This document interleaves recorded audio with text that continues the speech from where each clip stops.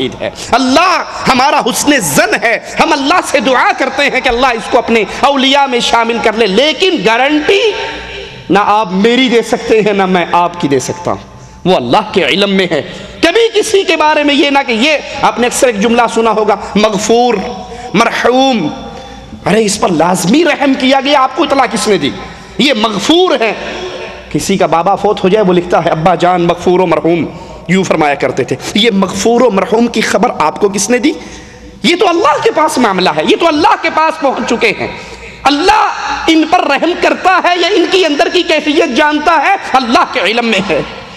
دعا کی جا سکتی ہے، سوال کیا جا سکتا ہے، حسن ظن رکھا جا سکتا ہے، لیکن کبھی کسی کے بارے میں گارنٹی نہیں۔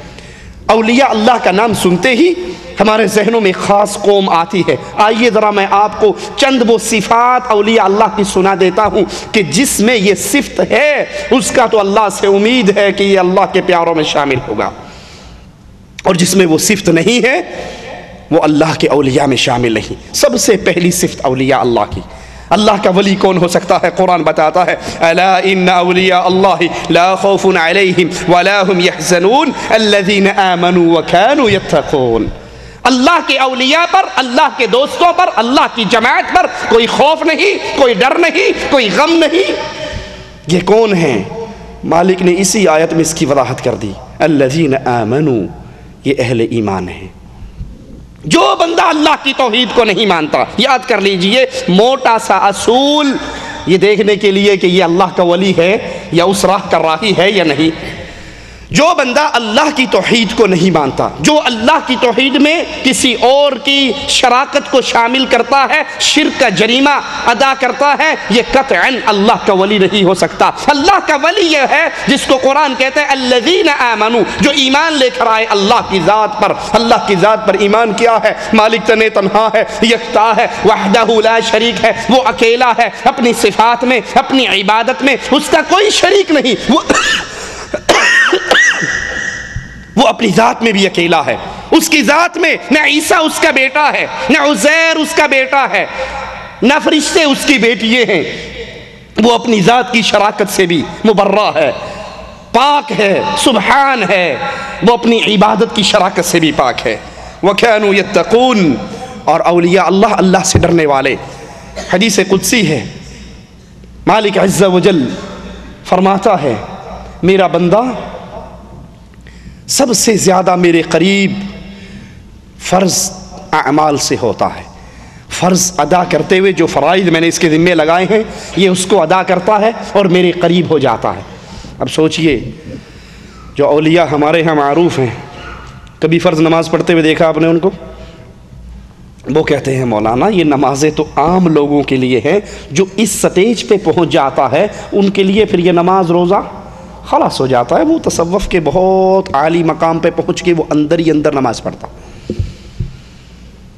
پیر اور مرید اکٹھے سفر کر رہے، نماز کا ٹائم آیا تو مرید نے کہا پیر جی نماز پڑھ لے، کہتا تو پڑھ لا، میں اندروں پڑھ لینا، میرا دل ہی اللہ اللہ اللہ اللہ۔ آپ نے دیکھا وہ اکثر انڈیا پاکستان میں کچھ تنظیموں نے دل بنایا ہوا ہوتا ہے اور اس کے اندر اللہ لکھا ہوا ہوتا ہے۔ خاص طور پہ یہ گوہر شاہی کی جو جماعت چلی تو ان کا یہ انتخابی نشان تھا، دل اور اس کے اندر اللہ۔ کیا مراد اس سے؟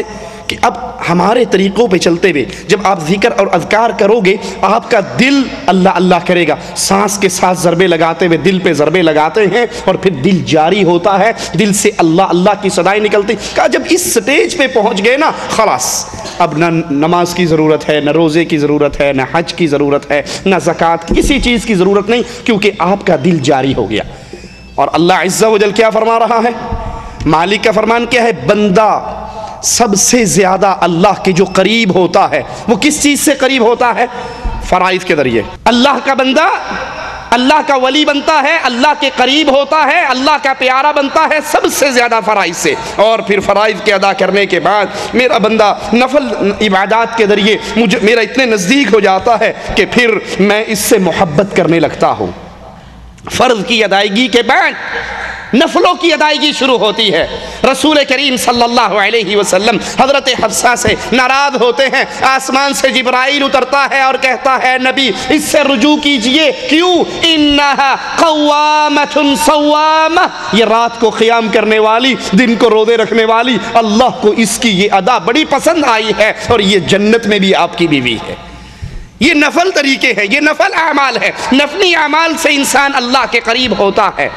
مالک کہتا ہے اتنا قریب ہو جاتا ہے پھر میں اس سے محبت کرنے لگتا ہوں اور میں اس کا کان بن جاتا ہوں جس سے یہ سنتا ہے، میں اس کی آنکھ بن جاتا ہوں جس سے یہ دیکھتا ہے، میں اس کا ہاتھ بن جاتا ہوں جس سے یہ پکڑتا ہے، میں اس کا پاؤں بن جاتا ہوں جس سے یہ چلتا ہے۔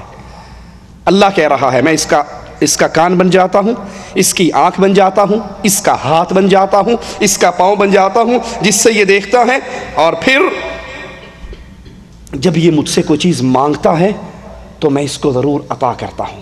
یہ مجھ سے سوال کرتا ہے میں اس کے سوال کو پورا کرتا ہوں۔ یہ دشمن سے پناہ مانگتا ہے تو میں اس کو پناہ دے دیتا ہوں۔ یہ دشمن سے پناہ مانگتا ہے میں اس کو پناہ دیتا ہوں۔ یہ مجھ سے کچھ سوال کرتا ہے، مدد مانگتا ہے تو میں اس کی وہ مدد کرتا ہوں، اس کو وہ عطا کرتا ہوں۔ اور مالک کا فیصلہ سنیے، مالک عز و جل فرماتا ہے مجھے کسی کام میں اتنا تردد نہیں ہوتا جتنا اپنے اس مومن بندے کی روح قبض کرنے میں، اس کی روح قبض کرنے میں جتنا مجھے تردد ہوتا ہے اتنا کسی اور کام میں نہیں، کیونکہ اس سے جسمانی تکلیف کی وجہ سے موت ناپسند ہے اور مجھے بھی اپنے ولی کو تکلیف دینا پسند نہیں، مگر حقیقت یہ ہے کہ اسے موت سے چھٹکارا نہیں۔ صحیح بخاری کی یہ حدیث ہے، ذرا یہ اس حدیث پہ غور کریں۔ مالک فرما رہا ہے میں اپنے بندے کی آنکھ بن جاتا ہوں، کان بن جاتا ہوں، ہاتھ بن جاتا ہوں، پاؤں بن جاتا ہوں۔ اب ہمارے ہاں کے اولیاء جو مشہور اور معروف اولیاء ہیں وہ کیا کہتے ہیں کہ دیکھیے جناب جب یہ اللہ کا ولی، اللہ اس کی آنکھ، اس کا کان، اس کا ہاتھ اور اس کا پاؤں بن گیا تو پھر یہ اللہ ہوا یا نہ ہوا؟ یہ تو اللہ بن گیا۔ اب فنا فی اللہ کی سب سے بڑی دلیل یہی حدیث ہے کہ بندہ سٹیپ بائی سٹیپ، پہلے فنا فی شیخ ہوا، شیخ میں فنا ہوا، پھر رسول میں فنا ہوا، پھر اللہ میں فنا ہوا۔ سوچئے اسی حدیث کے الفاظ پہ غور کیجئے تو فنا فی اللہ کا یہ کفریہ عقیدہ پاش پاش ہو جاتا ہے۔ کیسے؟ ایک لمحے کے لیے مان لی ہم نے ہمارے ہاں کے معروف اولیاء میں کہ جناب بندہ اللہ بن گیا، اس کا ہاتھ، اس کا پاؤں، اس کی آنکھ، اس کا کان، اللہ اس میں حلول کر گیا، وہ خود اللہ بن گیا۔ لیکن حدیث کہہ رہی ہے، مالک کہتا ہے جب یہ مجھ سے مدد مانگتا ہے تو میں اس کو مدد دیتا ہوں، یہ دشمنوں میں گھر جاتا ہے، اللہ کی پناہ کا سوال کرتا ہے تو اللہ اس کو بچاتا ہے، پناہ دیتا ہے۔ اگر یہ خود اللہ بن گیا تو اس کو مدد مانگنے کی ضرورت کیا ہے؟ اگر یہ خود اللہ بن گیا تو اس کو پناہ مانگنے کی ضرورت کیا ہے؟ تو خود اللہ ہے۔ پھر مالک کہتا ہے اس کو موت آتی ہے، یہ موت سے بھاگ نہیں سکتا، موت آتے ہوئے اس کو جسمانی تکلیف کی وجہ سے موت ناپسند ہے، مجھے بھی اسے تکلیف دینا ناپسند ہے، لیکن موت سے اس کو چھٹکارا نہیں۔ اگر یہ اللہ بن گیا تو موت کس کو آ رہی ہے؟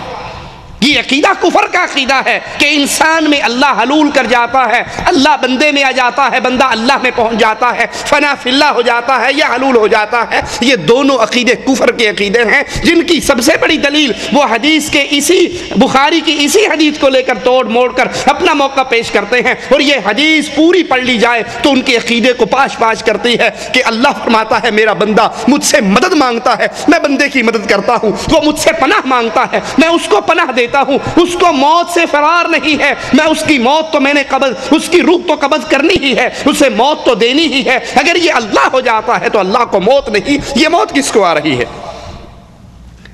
اولیاء اللہ کی توحید کو ماننے والے اور اس کے رنگ میں ڈوبے ہوئے۔ اب سوچئے جو اللہ کے ساتھ شریک کرے، اس کی ذات میں حلول کے عقیدے رکھے، وہ کیسے اللہ کے اولیاء ہو سکتے ہیں؟